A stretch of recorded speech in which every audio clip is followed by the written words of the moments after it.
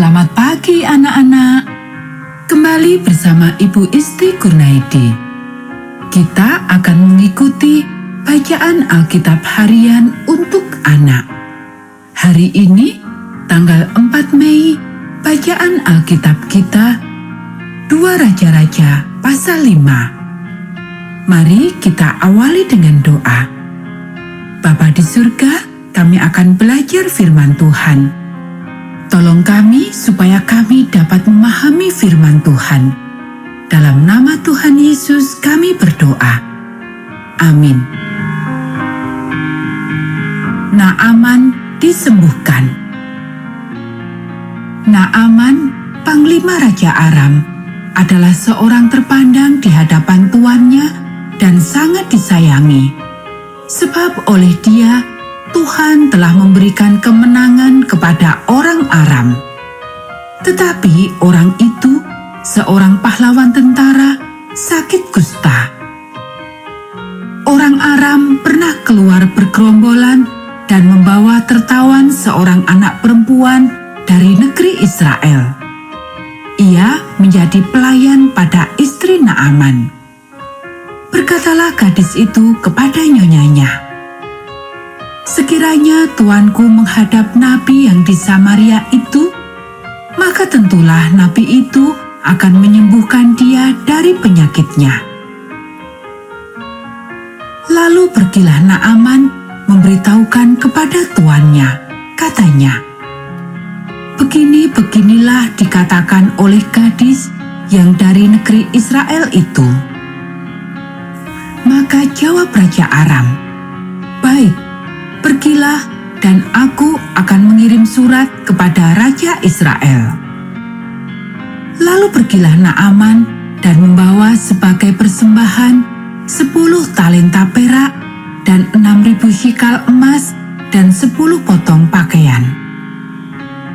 Ia menyampaikan surat itu kepada Raja Israel yang berbunyi, "Sesampainya surat ini kepadamu, maklumlah kiranya bahwa aku menyuruh kepadamu Naaman pegawaiku supaya engkau menyembuhkan dia dari penyakit kustanya."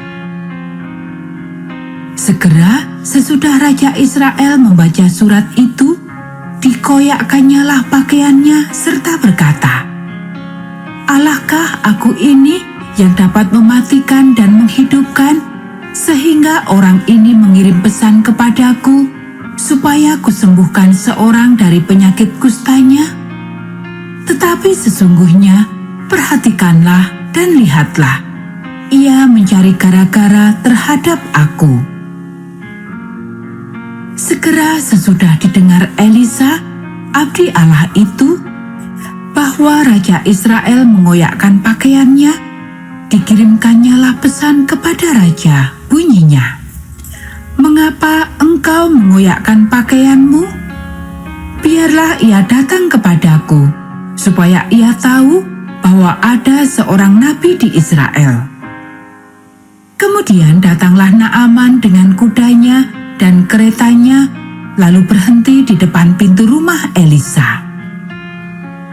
Elisa menyuruh seorang suruhan kepadanya, mengatakan, "Pergilah mandi 7 kali dalam sungai Yordan, maka tubuhmu akan pulih kembali, sehingga engkau menjadi tahir."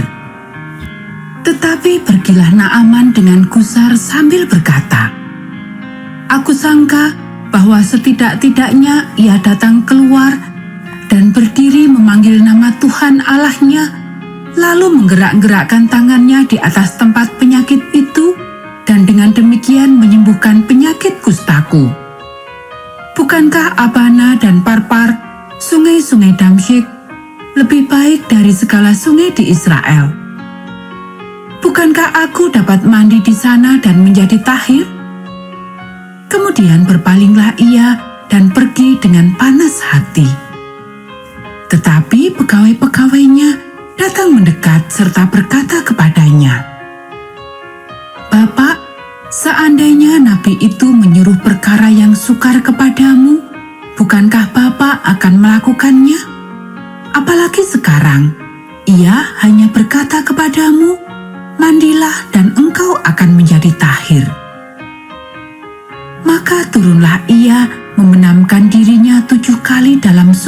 Yordan, sesuai dengan perkataan abdi Allah itu. Lalu pulihlah tubuhnya kembali seperti tubuh seorang anak, dan ia menjadi tahir. Kemudian kembalilah ia dengan seluruh pasukannya kepada abdi Allah itu. Setelah sampai, tampillah ia ke depan Elisa dan berkata, "Sekarang aku tahu bahwa di seluruh bumi tidak ada Allah kecuali di Israel. Karena itu, terimalah kiranya suatu pemberian dari hambamu ini." Tetapi Elisa menjawab, "Demi Tuhan yang hidup, yang di hadapannya aku menjadi pelayan, sesungguhnya aku tidak akan menerima apa-apa." Dan walaupun Naaman mendesaknya supaya menerima sesuatu, ia tetap menolak. Akhirnya berkatalah Naaman, "Jikalau demikian, biarlah diberikan kepada hambamu ini tanah sebanyak muatan sepasang bakal. Sebab hambamu ini tidak lagi akan mempersembahkan korban bakaran atau korban sembelihan kepada Allah lain kecuali kepada Tuhan. Dan kiranya Tuhan mengampuni hambamu ini dalam perkara yang berikut. Apabila tuanku masuk ke kuil Rimon untuk sujud menyembah di sana, dan aku menjadi pengabitnya, sehingga aku harus ikut sujud menyembah dalam kuil Rimon itu, kiranya Tuhan mengampuni hambamu ini dalam hal itu." Maka berkatalah Elisa kepadanya, "Pergilah dengan selamat." Setelah Naaman berjalan tidak berapa jauh daripadanya, berpikirlah Gehazi bujang Elisa abdi Allah, "Sesungguhnya tuanku terlalu menyegani Naaman orang Aram ini dengan tidak menerima persembahan yang dibawanya. Demi Tuhan yang hidup, sesungguhnya aku akan berlari mengejar dia dan akan menerima sesuatu daripadanya." Lalu Gehazi mengejar Naaman dari belakang. Ketika Naaman melihat ada orang berlari-lari mengejarnya, turunlah ia dengan segera dari atas kereta untuk mendapatkan dia dan berkata, "Selamat." Jawabnya, "Selamat."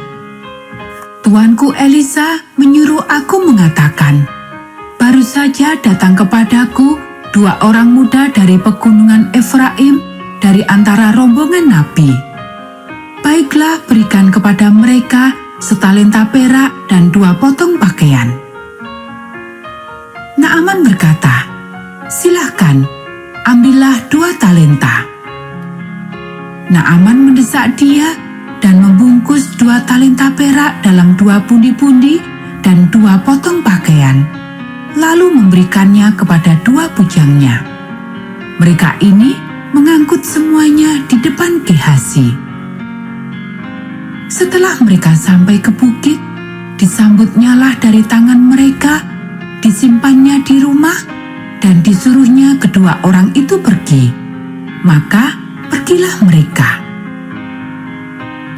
Baru saja Gehazi masuk dan tampil ke depan tuannya, berkatalah Elisa kepadanya, "Dari mana Gehazi?"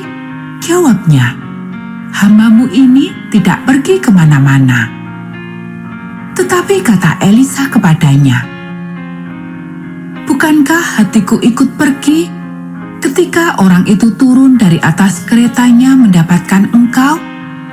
Maka sekarang engkau telah menerima perak, dan dengan itu dapat memperoleh kebun-kebun, kebun zaitun, kebun anggur, kambing domba, lembu sapi, budak laki-laki, dan budak perempuan.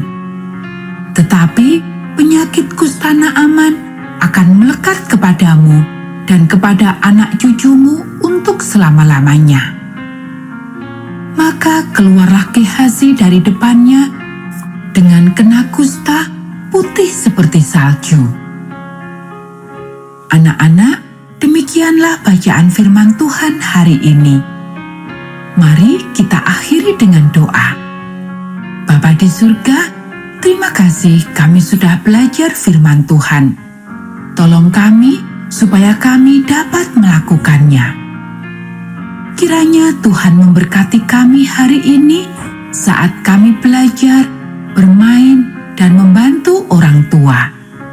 Dalam nama Tuhan Yesus kami berdoa.